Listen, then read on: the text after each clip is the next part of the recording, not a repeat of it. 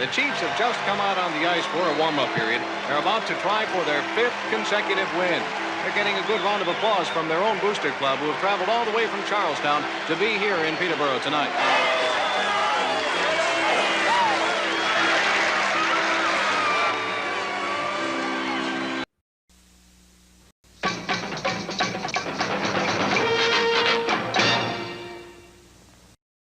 If you're looking to buy or sell a home, make your next move a power play with Mike Burgoyne of Real Brokerage Realty. First responders, veterans, doctors, nurses, teachers, and yes, Let's Go Blues Radio listeners get special rates. Visit strikewithmike.com or email him at mike@strikewithmike.com and score big today.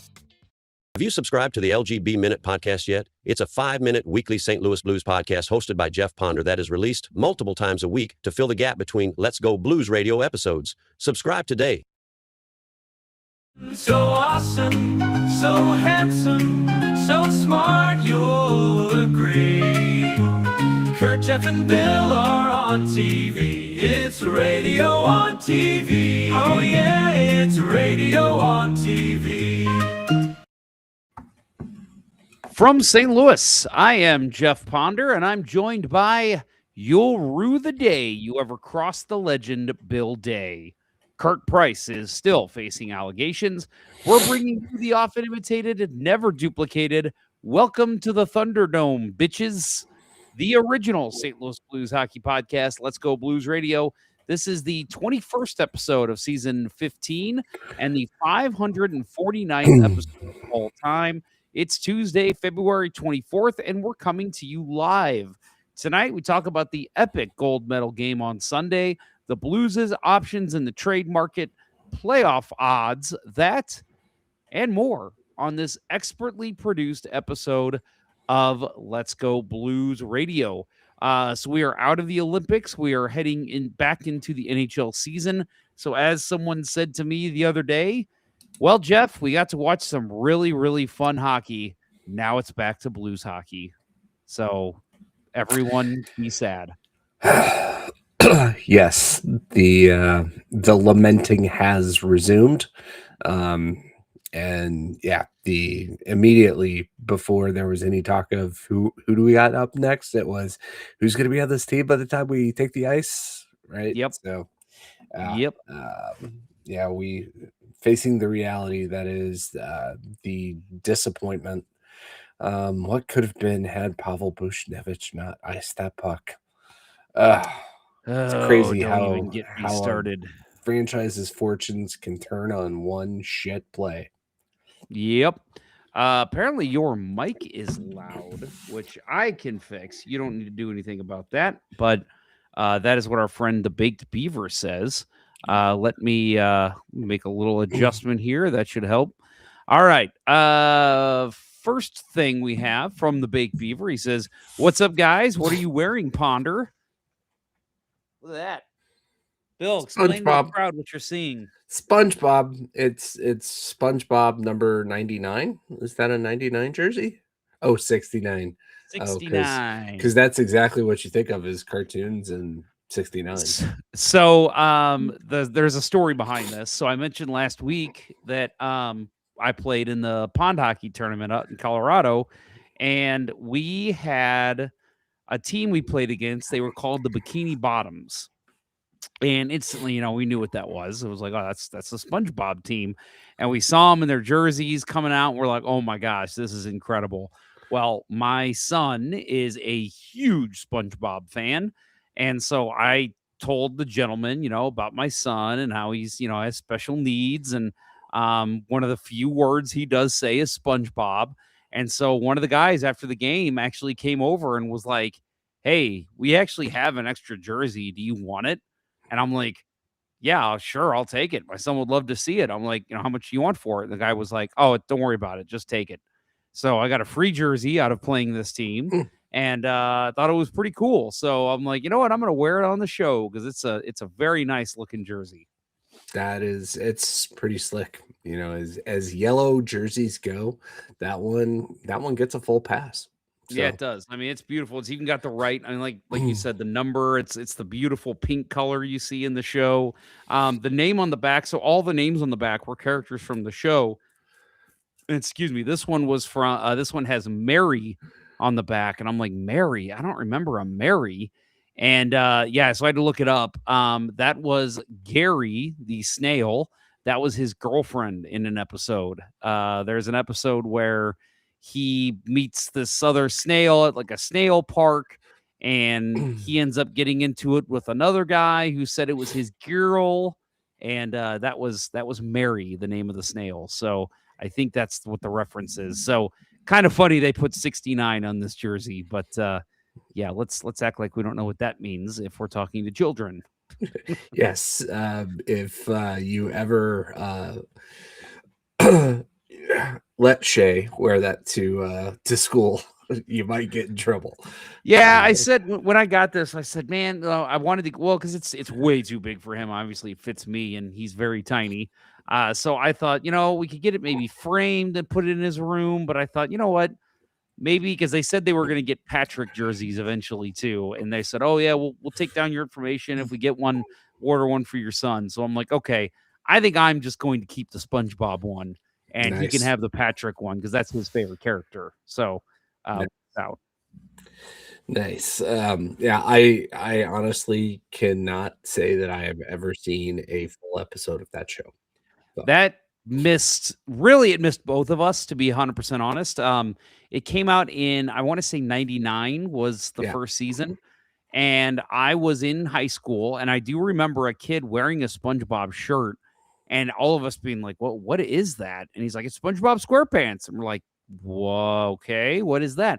It's the new Nickelodeon show. And I remember going home and watching it and being like, okay, I get why why kids are gonna find this funny, but this is past me. This is not my age range, but it's perfect for people like me who have children, and it's a great show for a child that is learning language, and obviously loves the physical humor. Kind of a step down from Ren and Stimpy for those that remember that. So, yes, it's a fun show to watch with your kids.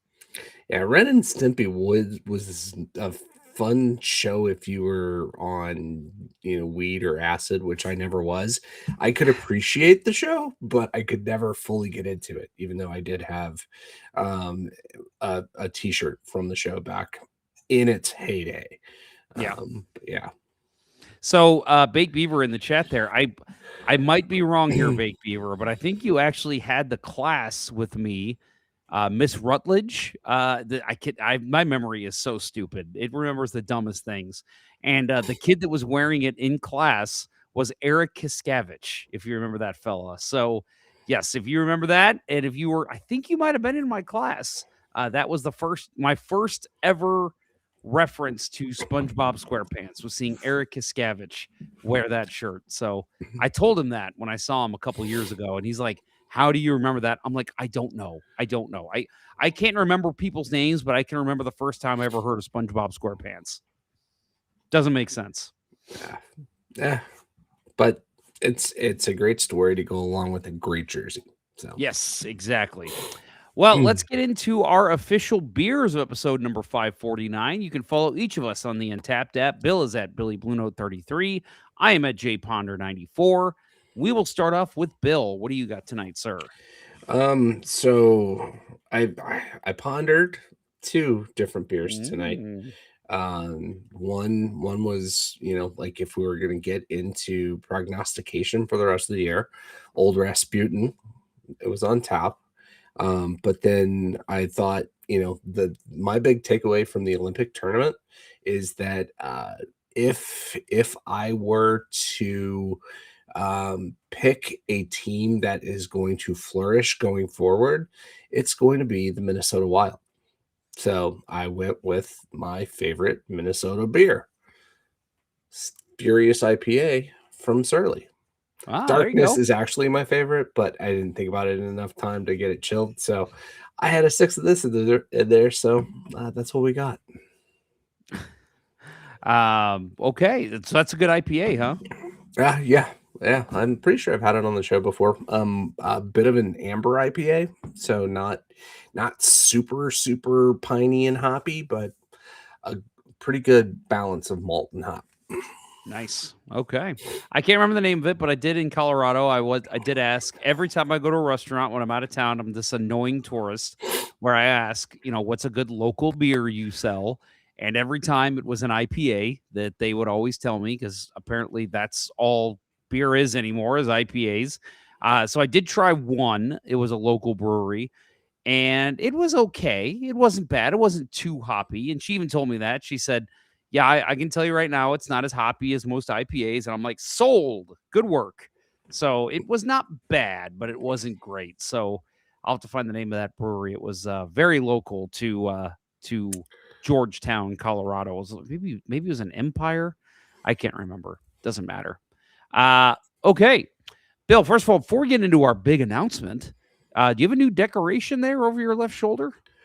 It's not a new decoration. It's actually the mask that I am in the infamous. I'm wearing in the infamous LGB radio image from last season, 2 seasons ago.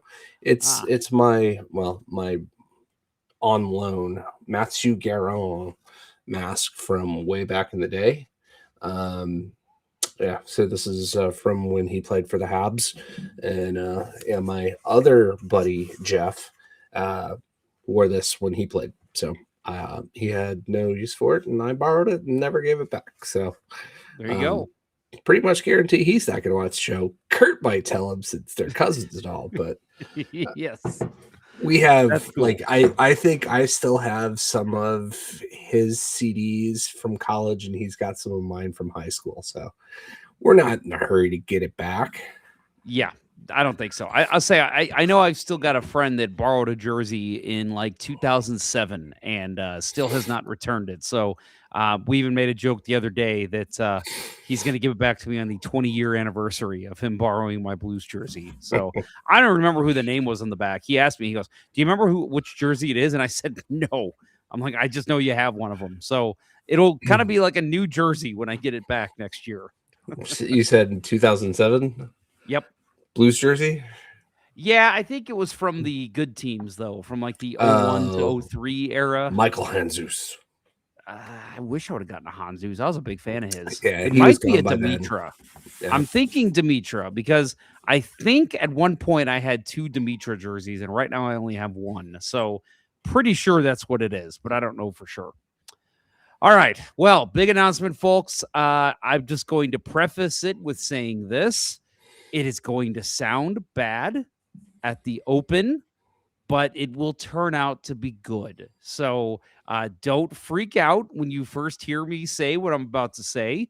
Yeah, it's going to be something that I think is going to be really cool, and it's going to be good. So at the end of the Blues' season, which is just couple next weeks week away. Yeah, pretty much. Yeah, I think it's like April 14th is their last game or something. So we'll have a wrap-up show after that. Let's Go Blues Radio will wrap for the final time.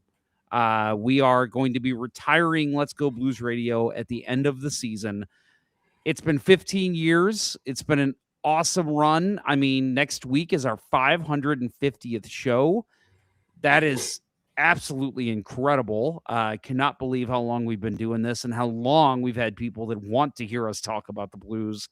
So it is a sad moment again at the start here, but we are actually, Bill and I are planning on launching a new St. Louis Blues show. Working title right now, I think it's what we're going to go with, but we don't know for sure. We're going to call it Hockey Night in St. Louis. Again, that's a working title for now, and that will start up next season. So probably sometime in September or October. And the biggest difference, no more weekly live shows, which again, I know a lot of you are going to be upset with, but I'll be honest with y'all. This costs a lot of money to do weekly live shows on this platform. And any platform, really. And then also you have the podcast hosting fees. And honestly, the biggest thing, I think, Bill, you could agree, is just the time commitment to every week having to do a show at, we have busy lives. We both have jobs. I've got a special needs child here at home. We're both in very serious relationships, live with our partners. And It's just, and obviously we have other things we want to do in our lives. Bill is, oh my gosh, yesterday was your birthday, was it not? No. You are here celebrating the last day of my 40s with me. Look at that. Okay, that's right. Tomorrow is your birthday. That's correct. Yes. So Bill is hitting 50. I will be 41 in a couple weeks. And it's just kind of at a point where we've said, you know what, we're ready to move on from this. We're ready to try something new. I'm all for taking challenges on. So we're going to move to a different model show. It's going to be a segmented show. It's going to be pre-recorded, kind of a TV show vibe. We're going to have different views and takes on the Blues on hockey in St. Louis. So obviously the Blues will be at the forefront. That will be the team we discuss the most. But there are other areas we are exploring in getting this, since the show is called Hockey Night in St. Louis, again, working title. We're kind of thinking about moving in other avenues as well. We'll be sharing those with you as the time comes. But we are, for those of you who love our weekly live shows, and this was actually Bill's idea, so I'll pass it off to Bill here in a second. We agreed that it's probably good to still do like one live show a month. So we will still be doing our live shows, just not as frequent. So obviously we'd love for you all to come in and still talk with us and share your feedback on the Blues and everything we're doing. So looking forward to it. And just make sure you're staying tuned to us. Follow us on social media if you're not already. We will keep you updated on how this is going. But sad news to say that Let's Go Blues Radio will be no more. But I think this new journey Bill and I are taking together is going to be a lot of fun. I'm looking forward to it. Yeah, speaking to the the time commitment, I bring the least to the show, and that over the last couple of seasons, I felt like I was robbing Kurt and Jeff with barely having any time to prepare and showing up, and just really not being my best self. And so as we talked about life going forward, obviously Kurt has not been available, not just because of allegations, but because he's got a very, very busy life too, right? Something's got to give. So with me turning 50 tomorrow, I'm gonna have to start going to bed at 8 and eating supper at 4 o'clock. So supper. Yes, I'm glad you said supper. Yes, it officially becomes supper. I literally got an AARP card in the mail today. Like you bastards, they got me. But no, we're we want to keep bringing a relevant show. We want to, and we don't. I definitely didn't want to get rid of the entire live thing because this is fun, right? Yeah, being able to interact with everybody, this is a blast. And if we would have done away with that entirely, that just didn't feel right. So we'll do some exploring and try not to disappoint everybody. But yeah, it'll be some different format, and I think this will give us opportunity to try some new stuff out. Hopefully not sound like we're constantly stammering all the time, except on the live shows. Yeah, I mean, I'll say there's times where I'll listen back, because I do some editing to the show on the podcast, believe it or not, and I'll listen back and I'm like, I just said like 10 times in 2 sentences, and it's like, that's not how I talk, but I know it's because it's at the end of a night.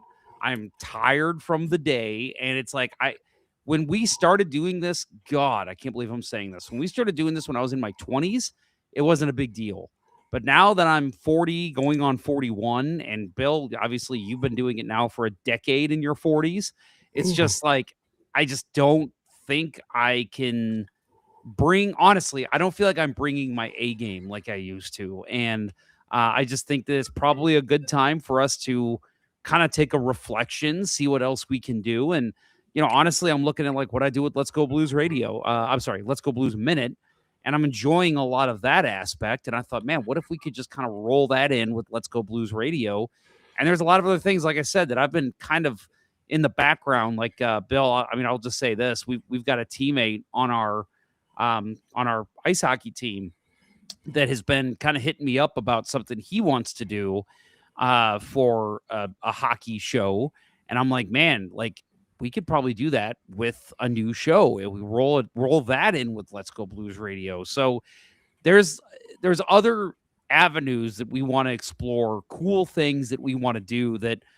And I'll be honest too, like a big part of this with doing these live shows every single week is I'm burnt out the rest of the week. Like I've thought about like, oh, I could create this video that I want to do for Let's Go Blues Radio and post it. It's like, no, because I got to do the outline. I've got to edit the show after. I've got to do the video for intrigue and just there's so many other things. And I'm like, don't burn yourself out. And so now I think with this new model, it's going to make me a little bit more rejuvenated to kind of explore different things we can do with our hockey coverage.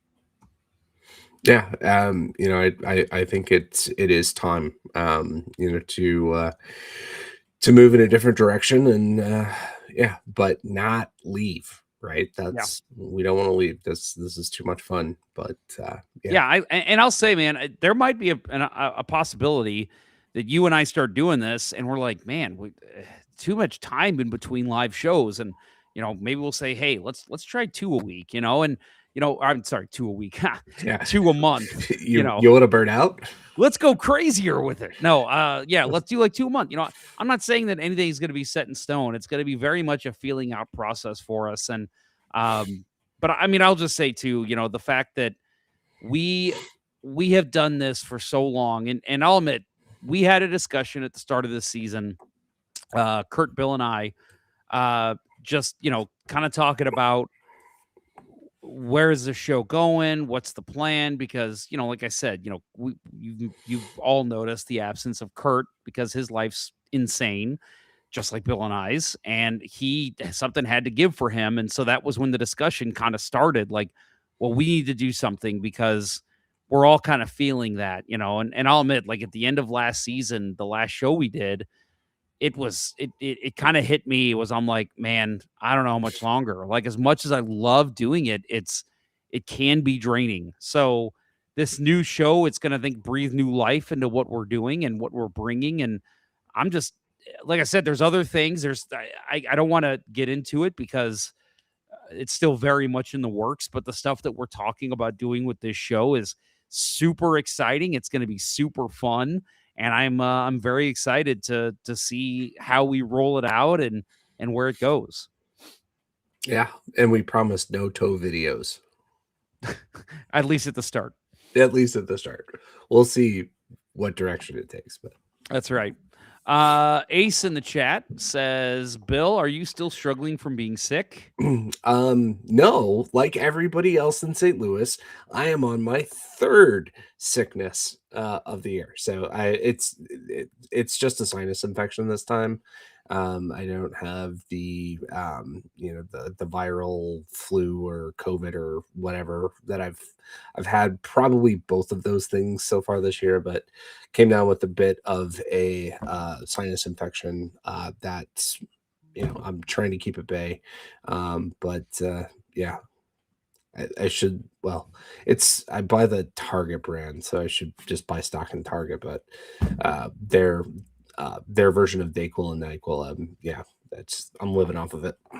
Yep, I hear you. Ace also adds, out with the old, in with the new, should be fun. Ace, I believe you joined us this season. So, I'm sure a lot of guys, like we got Matt Harris in the chat here. He's been with us now a couple seasons.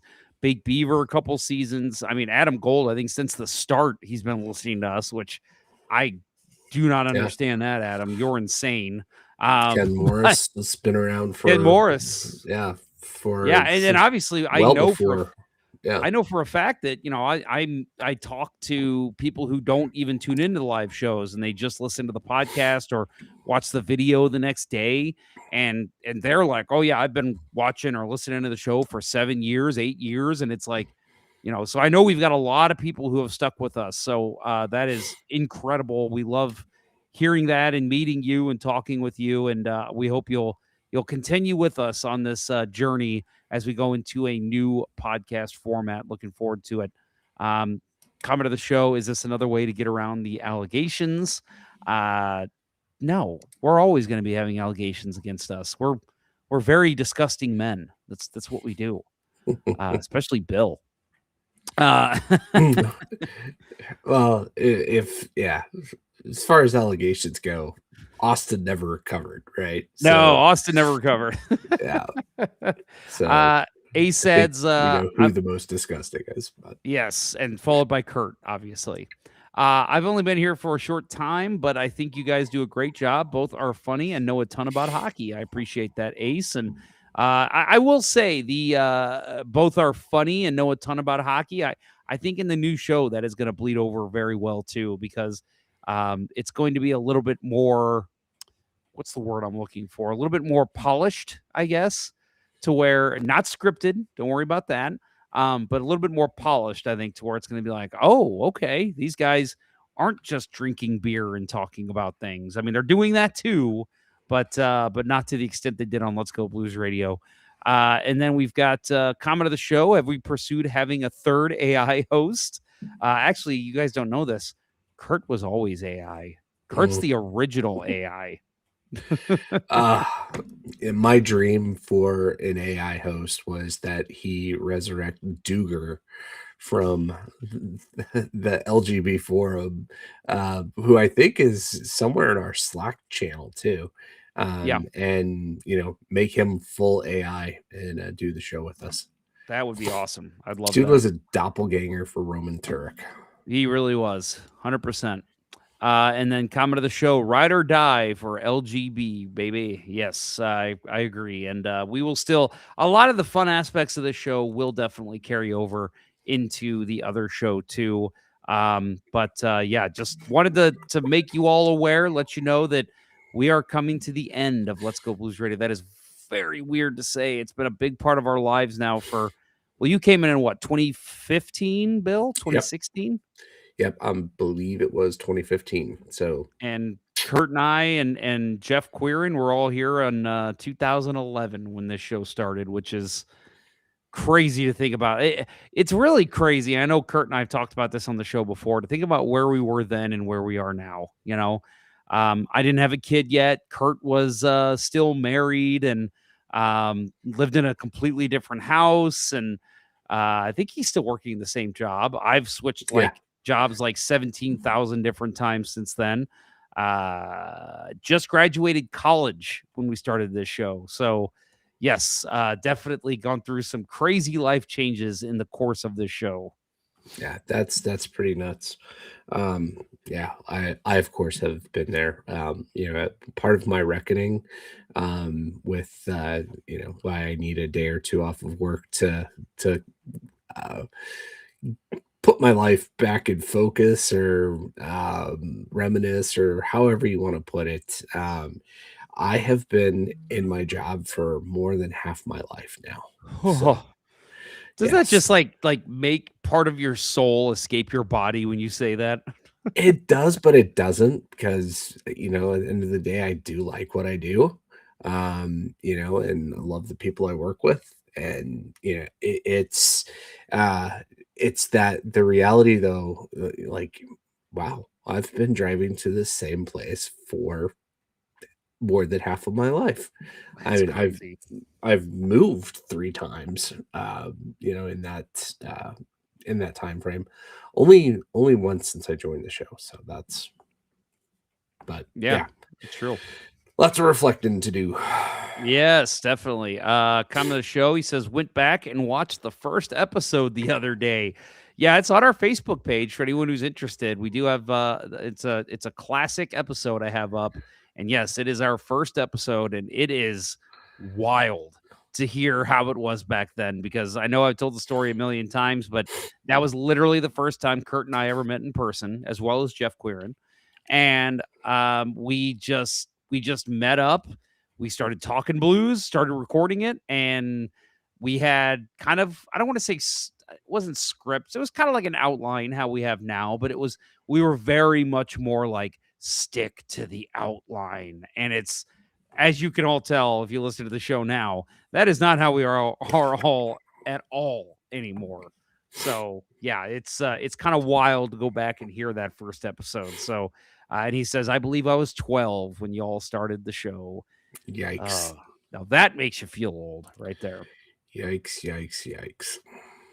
All right, so we are going to take our quick break here. We will come back. We'll talk gold medal game. We'll talk a trade the Blues made today, as well as the trade deadline coming up next Friday and what you might expect from the St. Louis Blues. You are listening to, I almost said Kurt, Jeff, and Bill, but why not? You're listening to Kurt, Jeff, and Bill, Kurt the AI bot, and we will be right back with more Let's Go Blues Radio. After these messages, we'll be right back. What are you doing? Have you not subscribed to the Let's Go Blues Minute yet? Do it wherever you get podcasts. It provides a daily look into the St. Louis Blues, filling the gap between Let's Go Blues radio shows.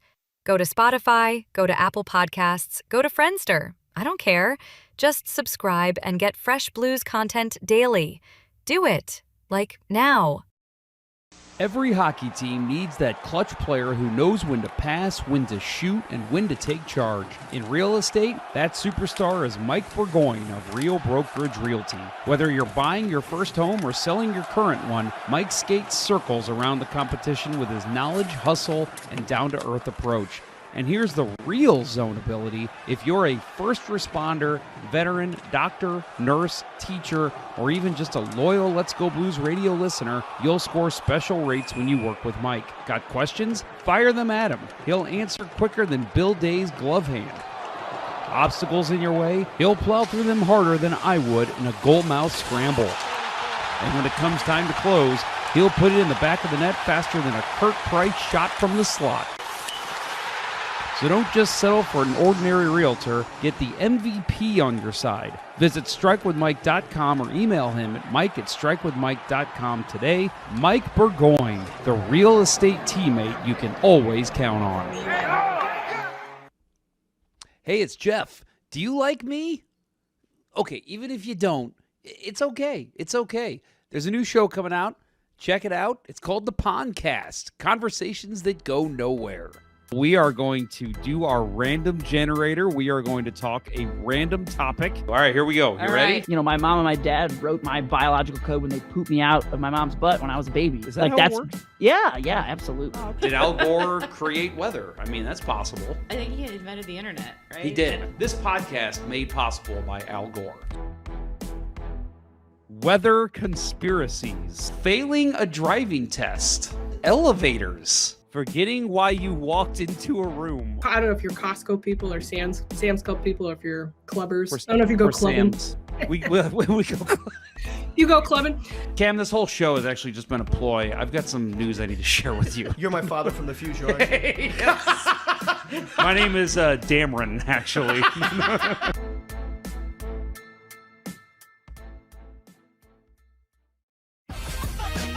And now, back to Let's Go Blues Radio, the longest running St. Louis Blues podcast with Price, Ponder, and Day.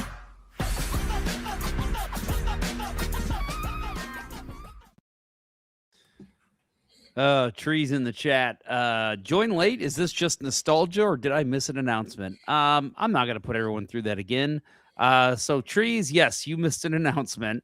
Make sure you rewind and go back to it at the end of the show because, yeah, we won't rehash what we discussed. But, yes, there are some things changing here at Let's Go Blues Radio. Don't worry. Jeff and Bill are sticking around. You'll never get rid of us.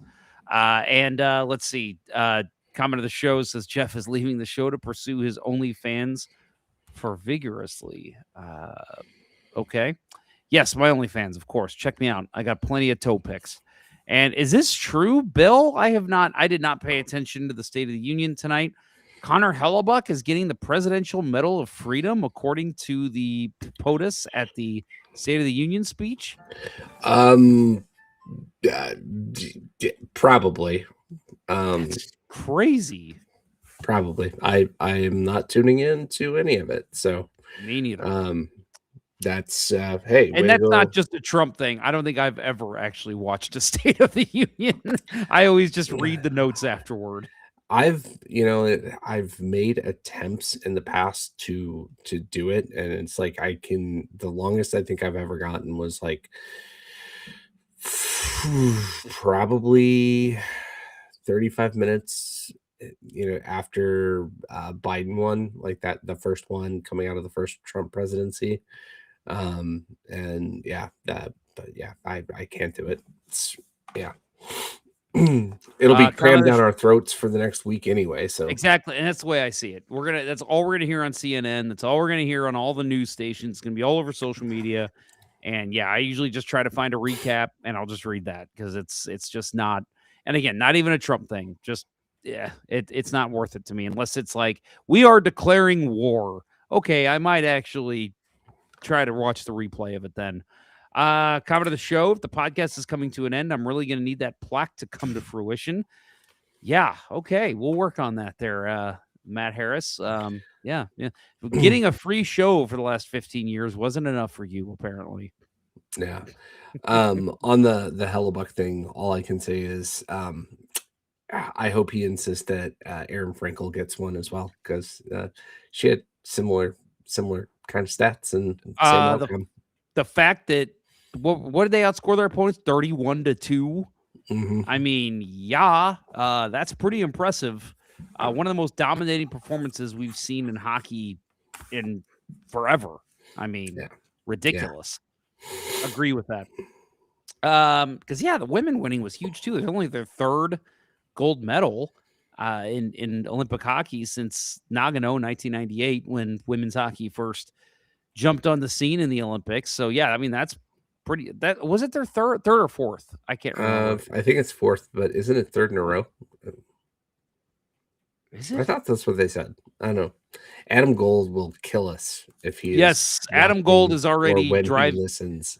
He's already driving to our houses to beat the hell out of us for not knowing that. But yeah, that was a heck of a performance by Frankel, and hopefully that was at least mentioned tonight, but I'm going to guess it wasn't. So we're already talking about it. Let's get into it. The U.S. won gold in the men's tournament in the Olympics.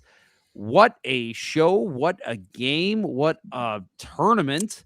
So Jack Hughes scored the golden goal for the U.S. men in overtime on a crazy play. And of course, this was a game he lost some teeth due to a high stick, and he scores the goal. And in true hockey fashion, seeing a guy go nuts with no teeth in his mouth, just absolutely incredible. And what a moment. What a game. I think I mentioned last week I had a trivia night Saturday night, and I did drink a fair amount. And when I woke up Sunday morning at 6:45, I thought, man, I could just watch the replay.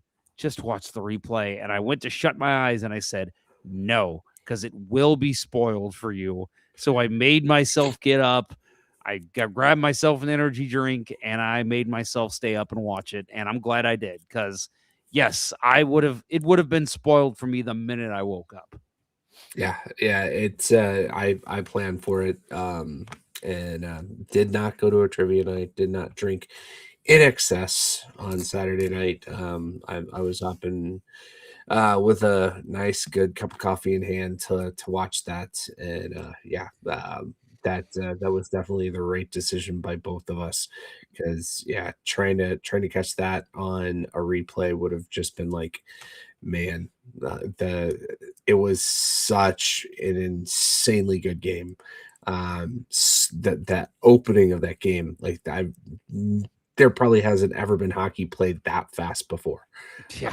I mean, it was insane. So yeah, it was like the NASCAR speedway, how quickly those guys were moving, and you could just tell. I mean, there's a lot of times in the playoffs where you see teams kind of do that feeling out where it's like, they're not really taking chances, they're not, forechecking as much, they're trying to feel each other out and kind of understand what kind of game the other team's going to play. There was none of that in this game. It was full steam ahead, both teams going as hard as they can, forechecking, puck up the ice, defenseman pinching. I mean, this was about 65 minutes.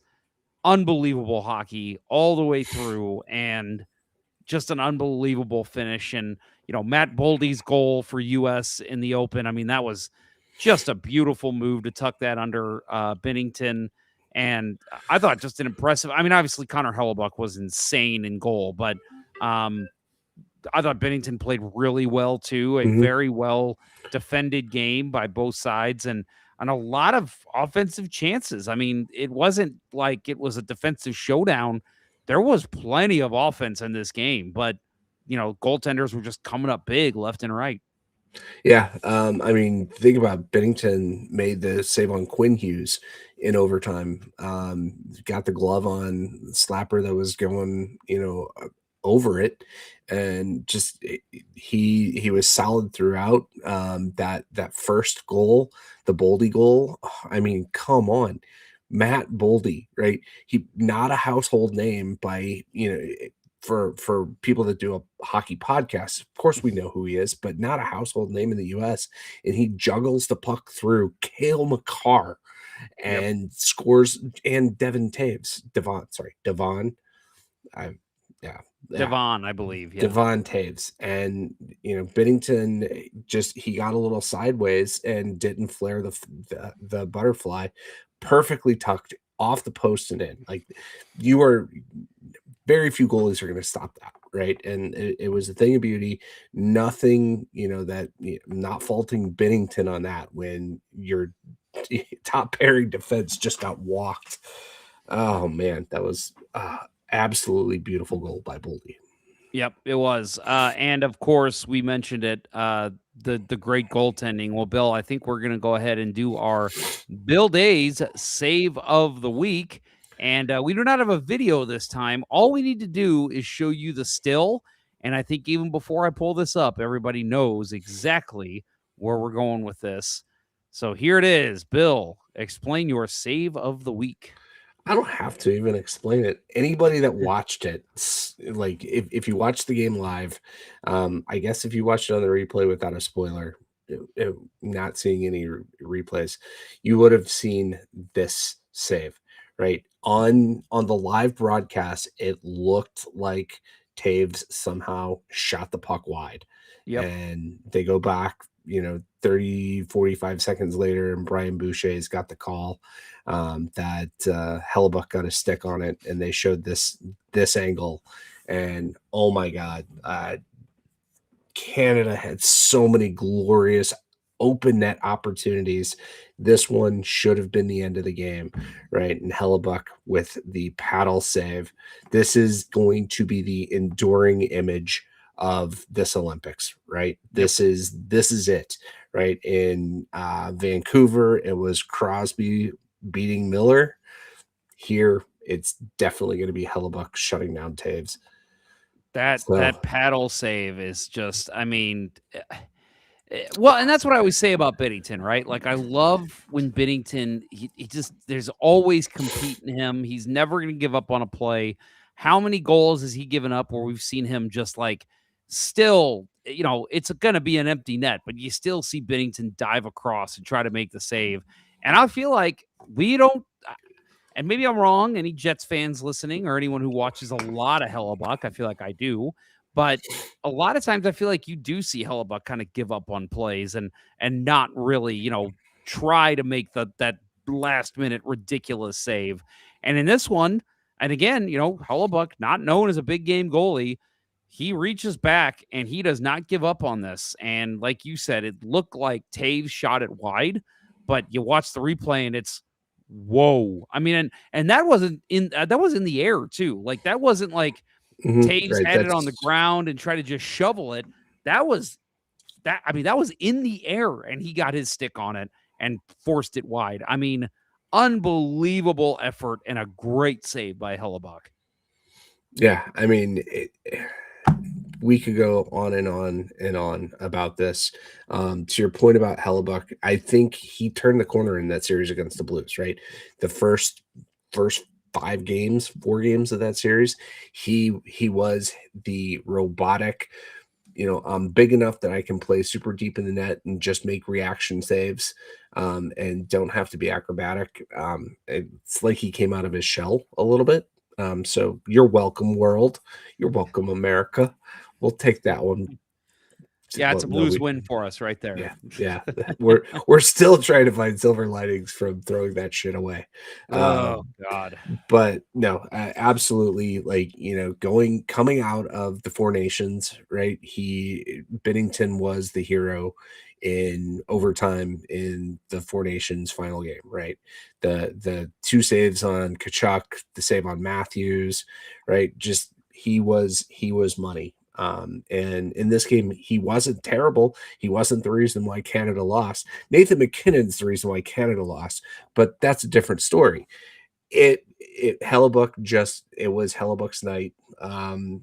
And there's a really good piece on Ingle Radio talking about his history and how he worked from when he didn't make USHL team, and I forget what other league it was. He grabbed a buddy and went to stick and puck every day and worked his ass off. And they talked a little bit about it in the during the game, right? That his family didn't have enough money for both he and his brother to play on the super competitive travel teams, so they were relegated to playing AA in Michigan, and he wound up getting a full ride scholarship to UMass Lowell, and earned his way. Right, he played somewhere in Texas, Odessa, Texas, I think. Yeah. So yeah, it's a really great story. It hasn't always been my favorite goalie. I'm a smaller guy. I'm a fan. I'm not a fan of UC Saros, but I'm a fan of the smaller goalies. I also don't like Philip Grubauer. Maybe the only small goalie of the NHL that I have a true appreciation, and I wouldn't say just an appreciation in general for, Dustin Wolf. But the Hellebuyck kind of is like the prototypical robo goalie. At least he was until this save. And so, goddamn, give him that Medal of Freedom or Honor or whatever. Yeah, that was that. I mean, he was great. And here in the comment of the show, our friend says, how long would it take to pin the middle on Hellebuyck? 1.7 seconds. Too soon. Comment of the show. Not funny. You can just go straight to hell, sir. I 41 saves in that game, and he played great too. I thought against Sweden, which that was we talked about that last week. That was a very close game. Really could have gone either way. He played great in that, and really just had a great tournament. I can't think of any weak goals he really gave up, and obviously, most important, plays a game in gold medal, and it's kind of funny. I saw Jets fan on social media. Of course, Connor Hellebuyck has figured out how to play in the big game. The year the Jets are not going to make the playoffs. That sounds like a very Blues pre-2019 thing to say. Yep, for sure. And then on the other end of the ice, Jordan Binnington, again, thought he played very well in this tournament. 26 saves out of 28 shots in the gold medal game. In the tournament, 4-0-1, a 1.78 GAA, 917 save percentage with 1 shutout. Did not play in all the games. They did play Logan Thompson in the second game. I can think of only one goal I think he should have had.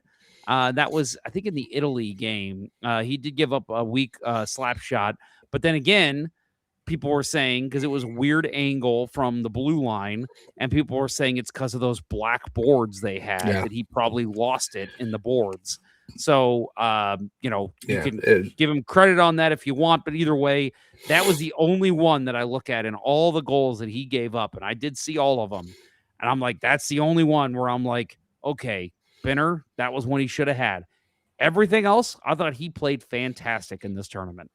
Yeah, every game in this tournament, short tournament, even the games against Italy there are no throwaway games. They're all meaningful games, and his stats in meaningful games, night and day different than playing, with the 2025-2026 St. Louis Blues, who haven't played a meaningful game since November, maybe October. So yeah, he's lights out.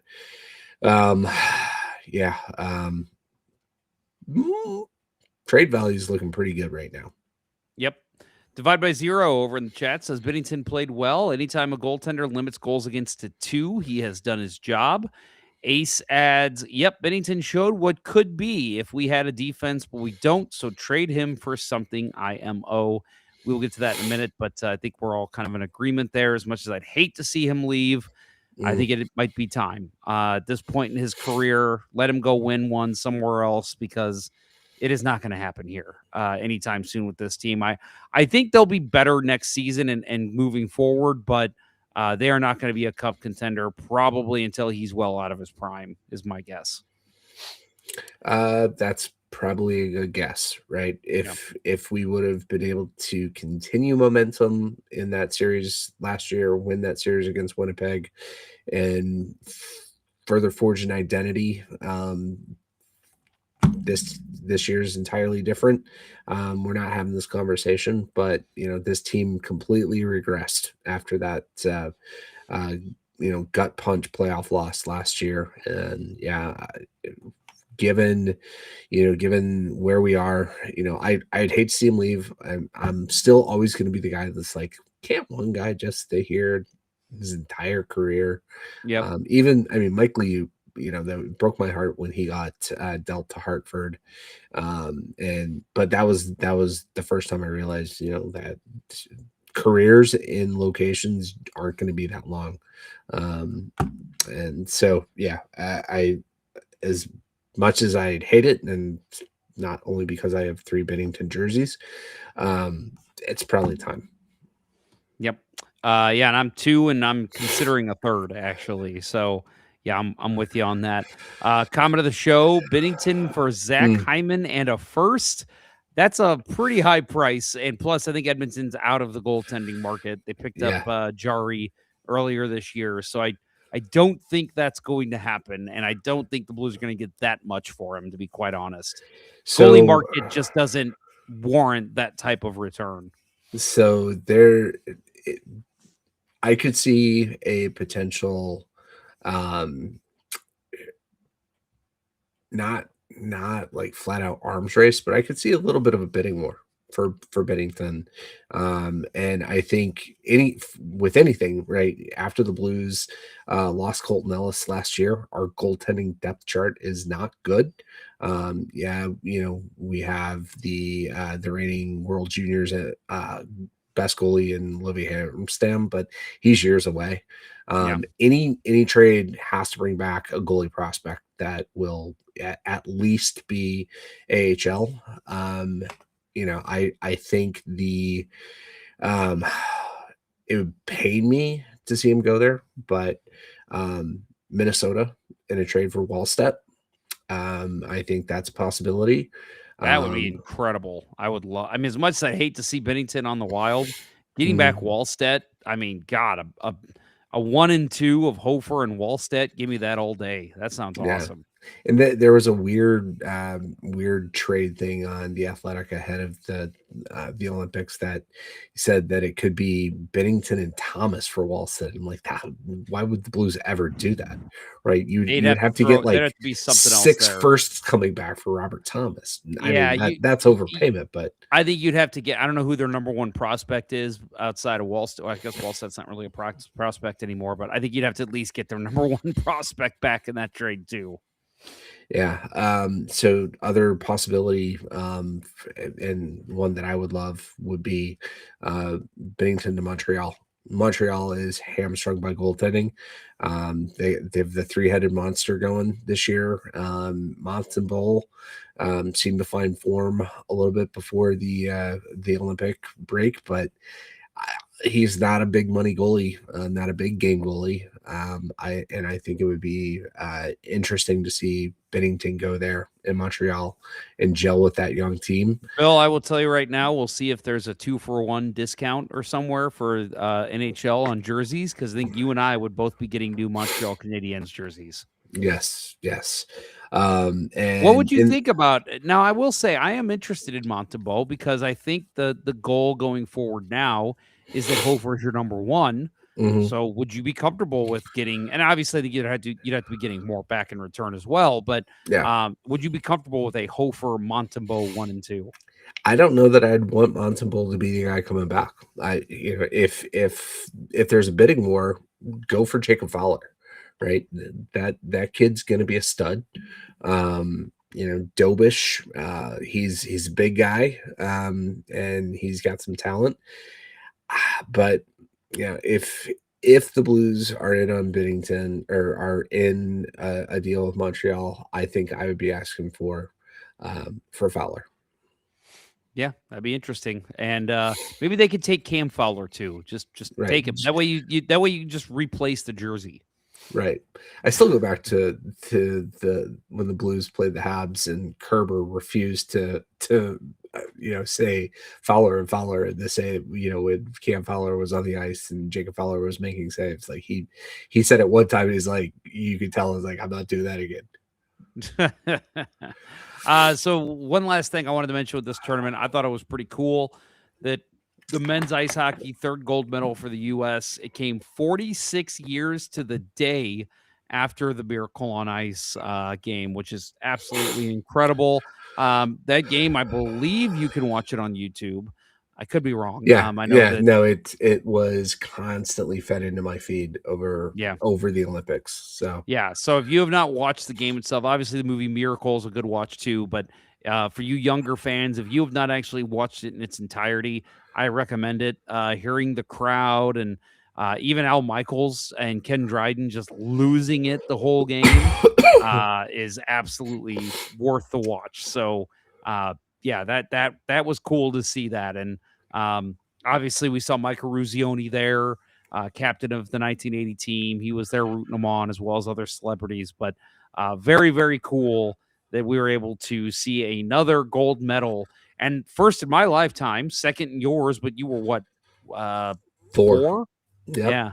I was 4. Yeah. And I vaguely remember falling asleep and my parents screaming in the other room when they won. So I always wonder if Shay will remember in 2019, my son, we woke him up with the Pat Maroon goal against the Stars.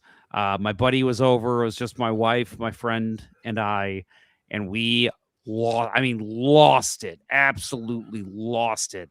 And we heard him in his room, woke up screaming because I think it's freaked him out. And then 5 minutes later, he's dancing around with us to Gloria. So yeah. I wonder if he remembers that, because that is a very vivid memory that I will always have. Yeah, I hope so. We have a video of dancing around in our kitchen to Gloria after that goal with our 3 dogs. So that was fun. There you go. That's awesome. Yeah. So my last thought on the Olympics, Team USA has to always make sure they have somebody in the Brock Nelson lineage, because yeah, right. All 3 gold medals, right? It was his grandpa, his great uncle, and his uncle. Grandpa and great uncle on the 60 Squaw Valley team, Dave Christian, his uncle, on the 80 Olympic team, and now him in Milano Cortina 2026. Yeah, So, I'm going to go ahead and say this, that Brock Nelson needs to basically be the Nick Cannon of hockey.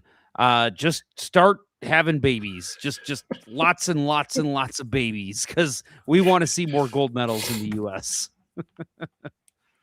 Joe Schmo in the chat says, one of the few benefits of being old, I not only remember the Miracle, I remember then Bruce Jenner in summer 1976. That's something my dad used to tell me about, Bruce Jenner in 76, and how the whole country was on his side and rooting him on, and how it was such a big Olympics. So imagine that 4 years apart right there. Bruce Jenner in summer 76 and the Miracle on Ice in 80. That's incredible. I can only imagine how cool that was. Yeah. And Joe Schmo asked, anybody remember Christian Sticks? Oh yeah. Oh yes. Yep. I had one. I totally did. I believe, if I'm not mistaken, they had the Curtis Curve for the goalie sticks. That sounds right. I probably have one out in the garage somewhere. So I used to. I don't know what I did with it. I think I lost it in one of my moves. Yeah, that's very cool. Very cool. Yeah. So, Bill, I don't want to spend a lot of time on this, but obviously there is some large controversy going around right now with everything with the gold medal men of the ice hockey team. I'll just say that I just want to say one thing about this, and it's that I think in the moment, and I'm not making a defense for anybody, I think in the moment when you just won a gold medal, the wine, the beer, the champagne, it's all flowing in the locker room. You're going nuts, and the president's on the phone, and he makes a very bad off-color joke.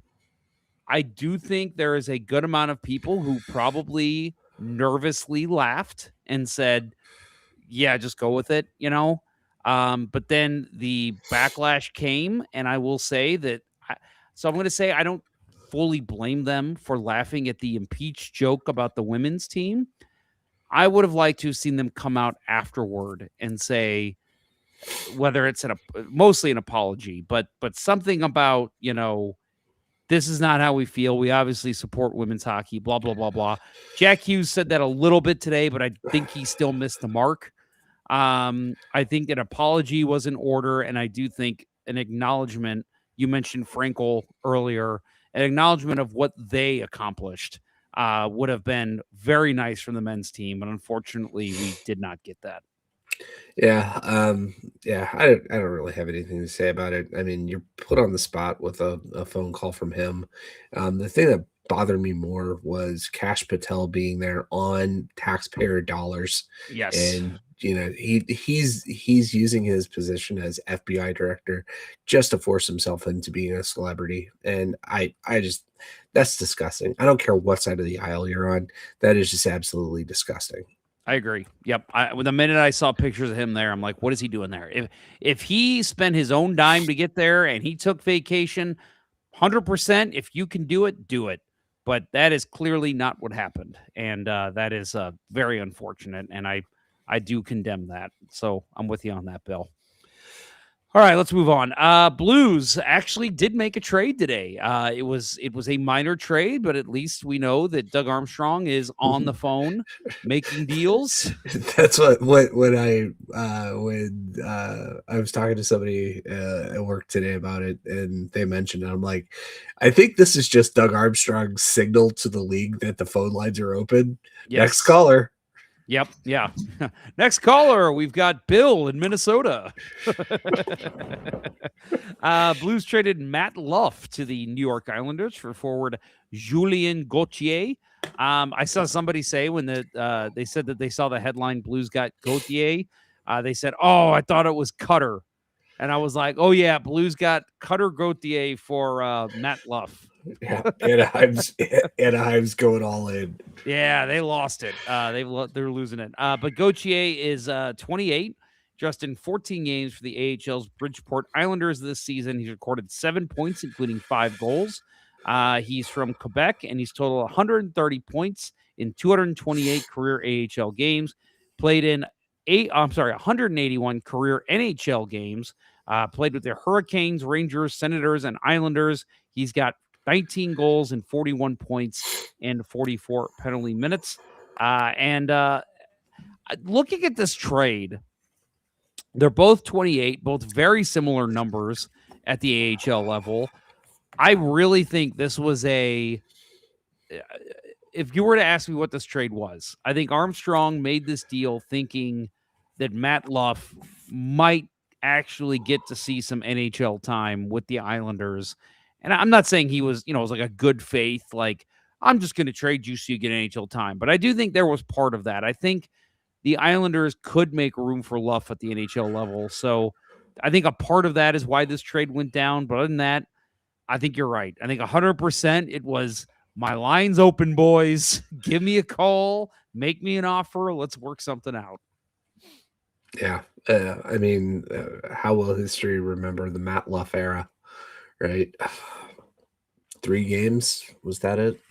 He did get a goal. So yeah, he got a goal here. Yeah. back when there Very was nice. still hope for this season for some reason. Yeah, I guess there was probably still Because hope. the West was so bad for so long. They were bad. Yep. And you know what? Comment of the show. You are getting comment of the show. I knew it. I'm surrounded by assholes. Yeah, he says this trade was the equivalent of me swapping my turkey sandwich for a ham sandwich at lunch. Pretty much. Yes, these are like again, looking at the numbers, I've never seen Julien Gauthier play, but the numbers show that it's pretty much the exact same player. So we'll see. We'll see if it makes any change.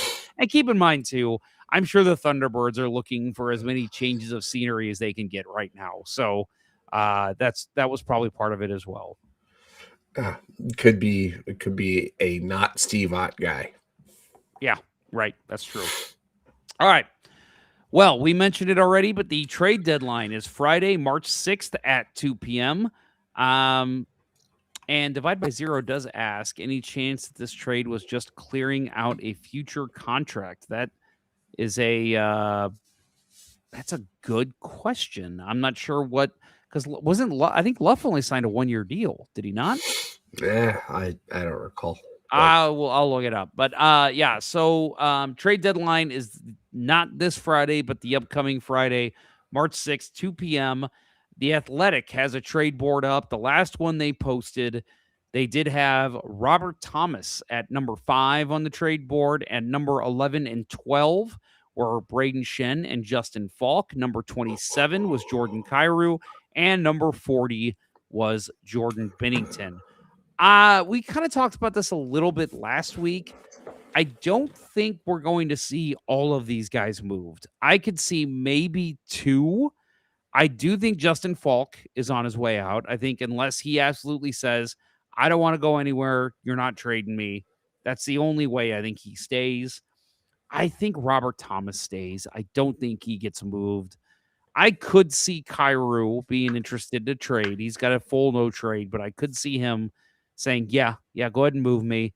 And I do think Binnington might be interested as well, because I think he sees the writing on the wall. I think after next season, he thinks there's a good chance he probably won't be a St. Louis Blue. So he'd probably be interested in one as well. But we'll see what happens. Not a whole lot of moves yet. There was the Avalanche traded Sam Girard today. We saw the Panarin trade right before the Olympics. But we are starting to see a little bit of moving and shaking in the NHL. What was the Girard trade? I didn't see that. Sam Girard was moved to the Islanders for, I don't want to get his name incorrect. Hang on. Brett Kulak. Yeah, he was traded to Pittsburgh for Brett Kulak. So I think that was more I think they wanted a more defensive defenseman, and I think the Penguins wanted a little bit more offense, which is crazy to think about because they do have some offensive defensemen there. But yeah, that was the only trade I saw really of note come through today. Yeah, Kulak was part of the Tristan Jarry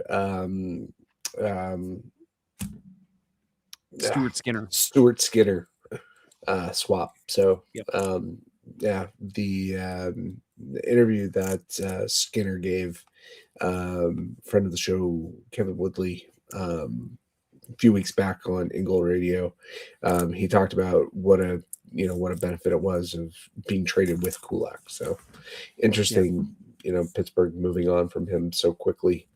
But they were like, probably, Stuart, we want you to be miserable, so we're getting rid of your buddy. Yes, you know what, Stuart? I don't like you. Well, that's a bastardization of the quote, but if you get it, props to you. So yeah, we're looking at for term in terms of some of these players. Robert Thomas is locked up till 2031, as well as Jordan Kyrou. Justin Falk's got this year and next year on his contract. 2 more years for Braden Shen. And then we mentioned that Jordan Bennington has 1 year left after this season. So, again, I don't know. Do you have any kind of thoughts? Like, do you see any of these guys definitely moving on? Or you kind of see, like, if they get something, they'll take it? Yeah, so, I think if you can find a good change of scenery move for Kyrou, you probably do it. I don't think that's, I think the best of his career is yet to come. I don't think he peaked pre All-Star game in Miami a few years back. I think he showed us what he could be, and he just hasn't gotten back there. But I don't know if he's going to do it here, at least not under this regime.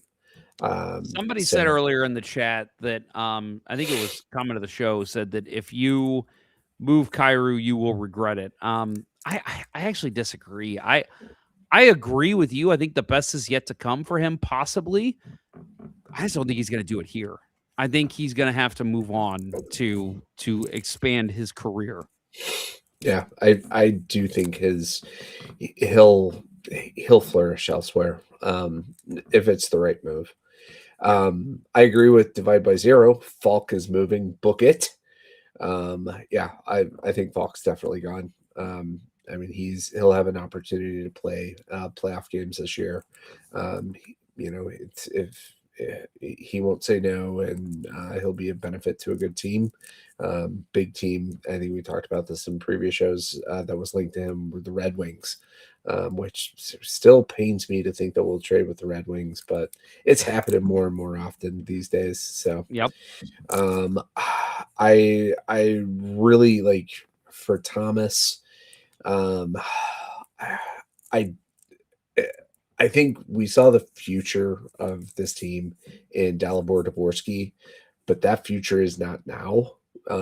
It's still a couple years away. I think it would be a mistake to move on from Tomer unless you get a king's ransom for him. I don't think that's a trade that should be entertained.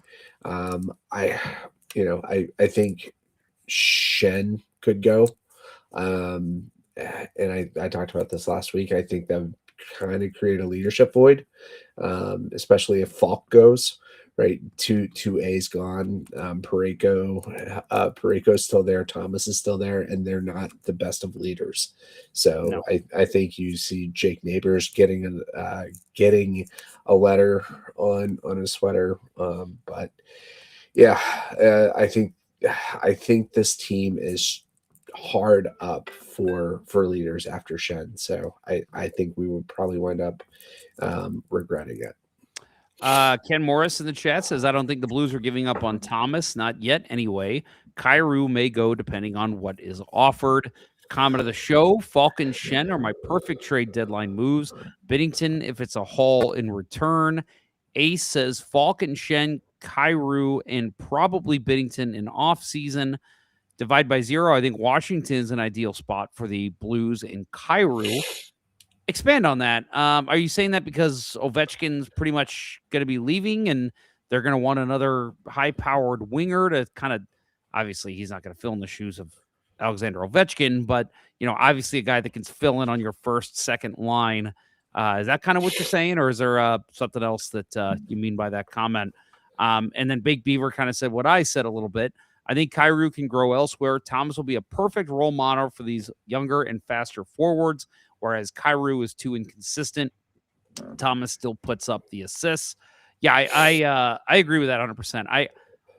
I think right now the goal for Armstrong and obviously Steen as well as the new GM is to set these guys up for success. There was, I think, last season, at the end of the season, there was some talk that, this team's already out of its retool, its rebuild.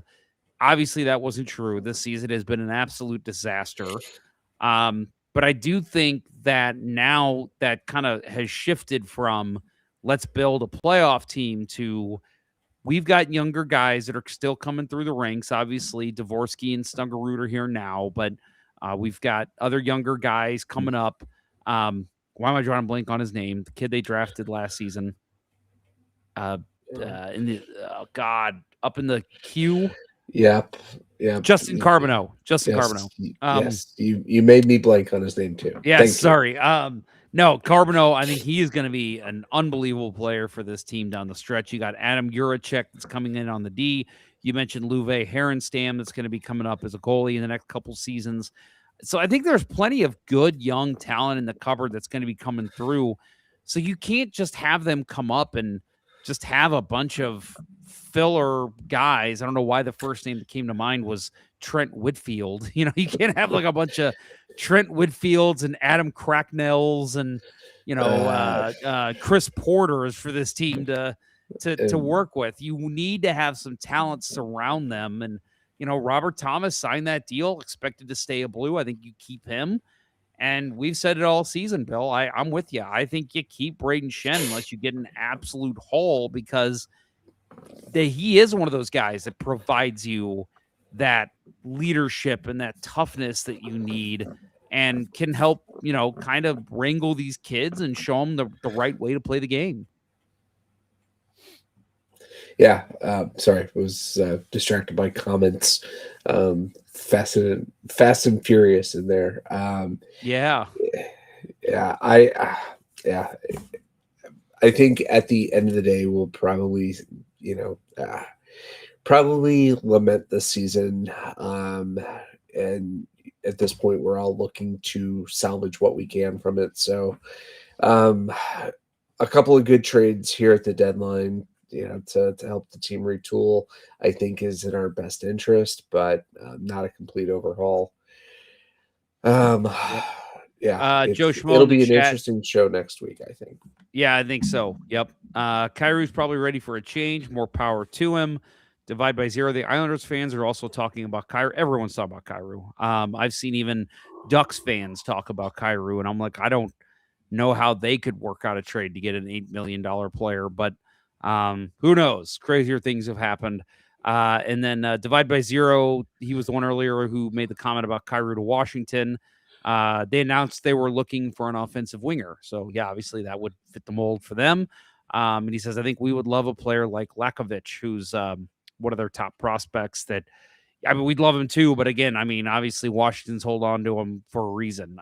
So we'll see if they think that's worthy of Jordan Kyrou. But also, again, Kyrou has to accept a trade. So you got to find out where he wants to go if you're going to move him. Let's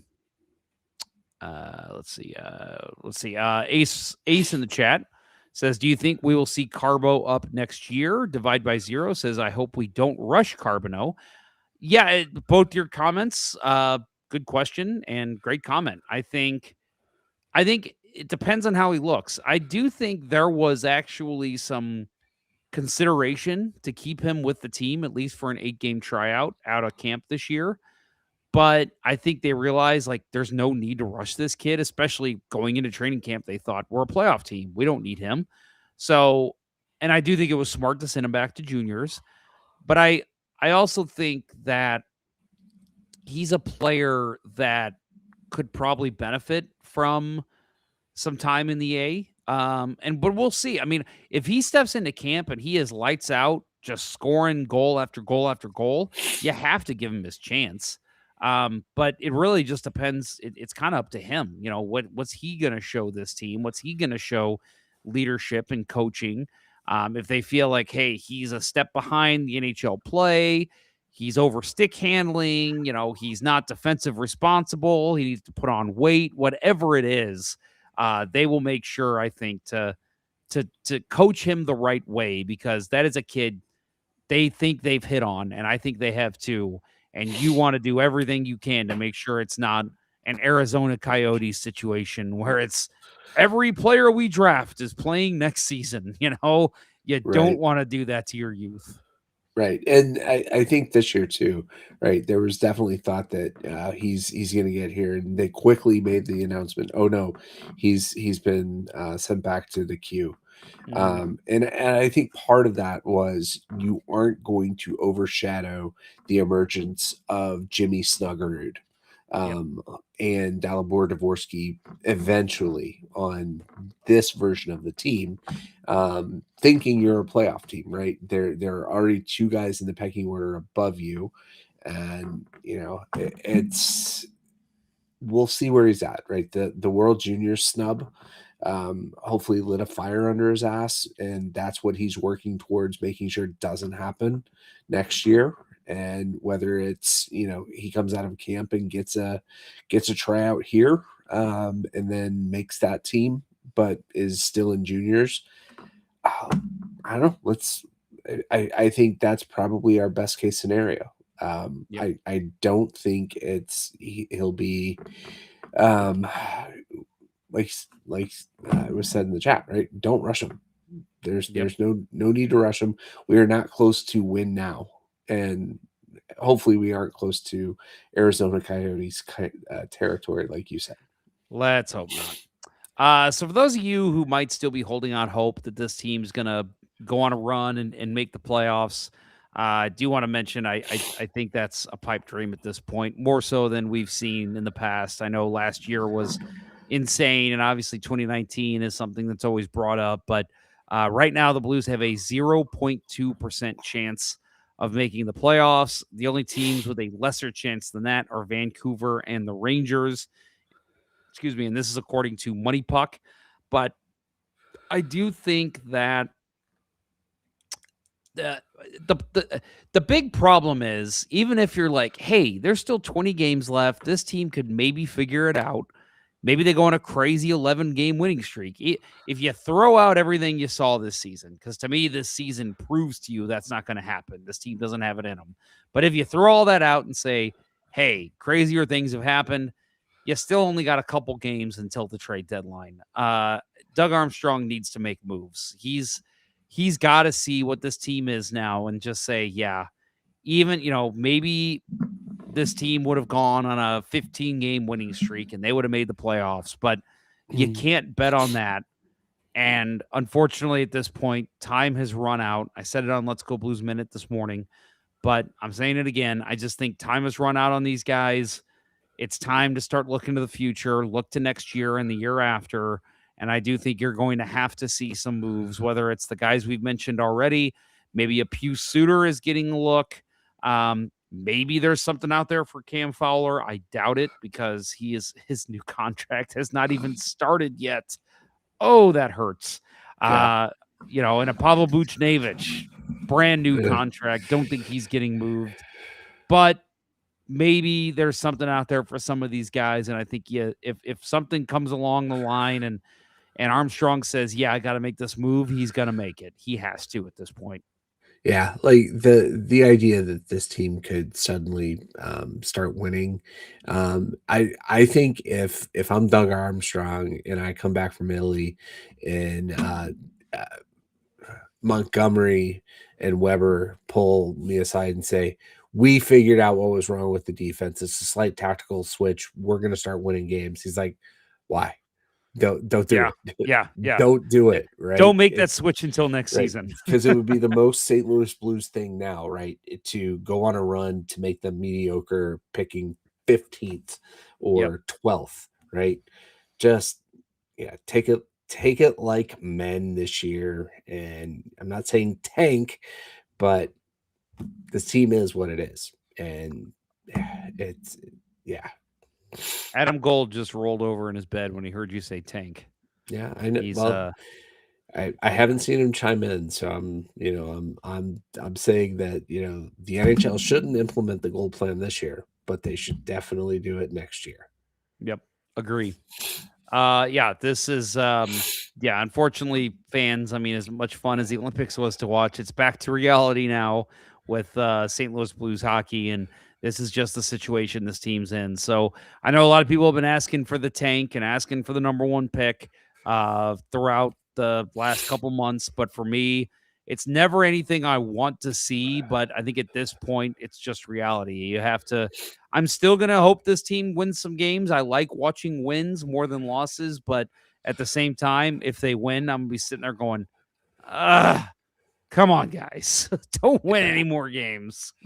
Right Let me before be miserable for 20 more games. Right before the Olympic break, I got a February ticket offers from the St. Louis Blues email, and that it was like 60% off the 2 home games in February, and I'm like, no, I don't even want to do that. Right? It's we got the Kraken on Thursday night, the day after my birthday. Typically, I'm like, yeah, I want to go to a game. right around my birthday? That sounds awesome. No, I don't want to do that. I Yep. just, it will, as much as I love being in the arena, I love the atmosphere. I have no interest in going to watch a game right now. I am going on Saturday with my brother. So that is I've got it wrong here in the outline. That is a 4 o'clock start on Saturday against the Devils. The Devils, the Devils, the Devils.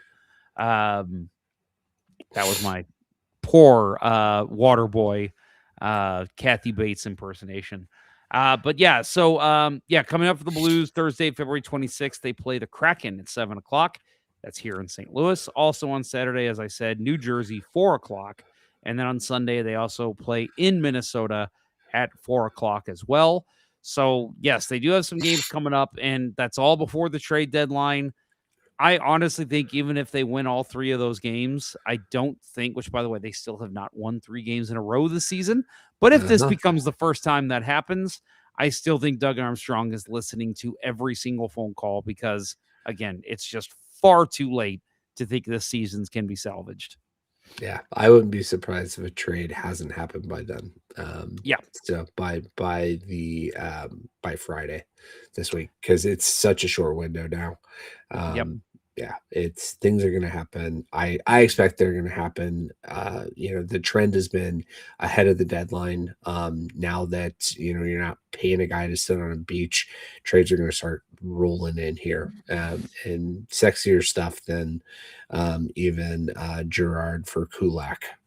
Yeah, definitely sexier than. I will say I do Blues think trade. by the time we record next week, probably actually I haven't even looked at the schedule, so I think they play Wednesday. We might record Tuesday. We'll see.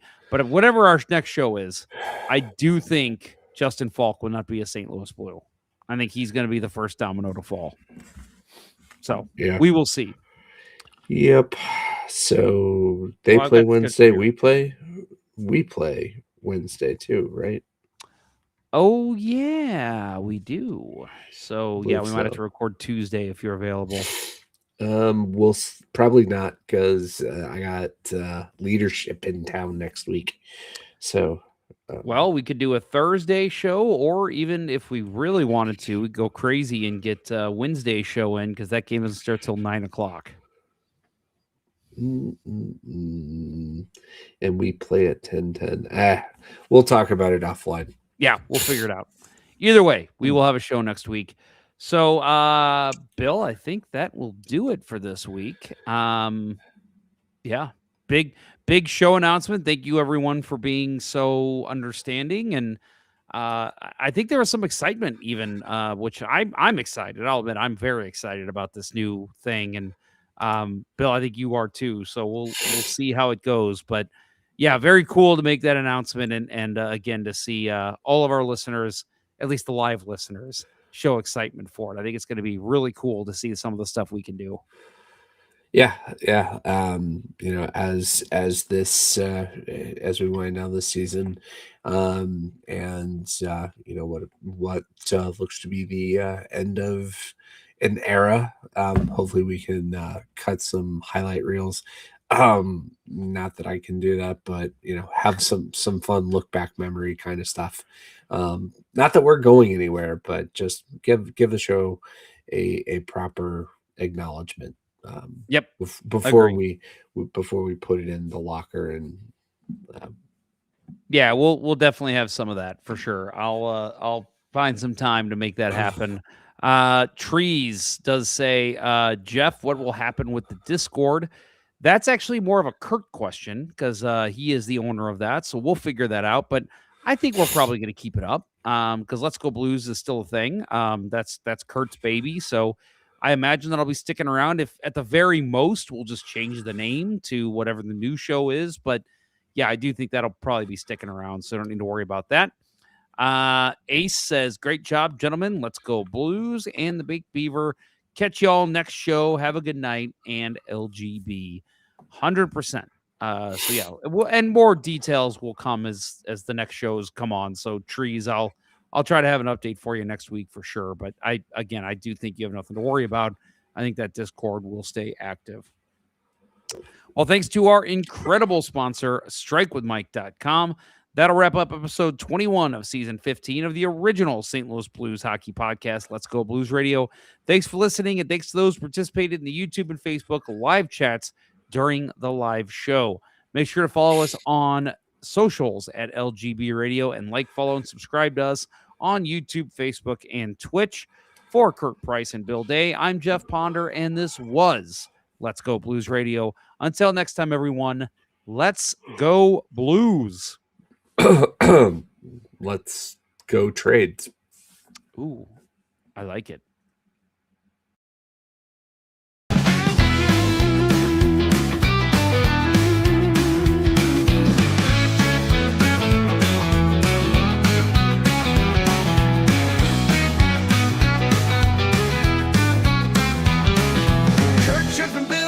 TV talking St. Louis Blues hockey, moving fast, can't catch the beat.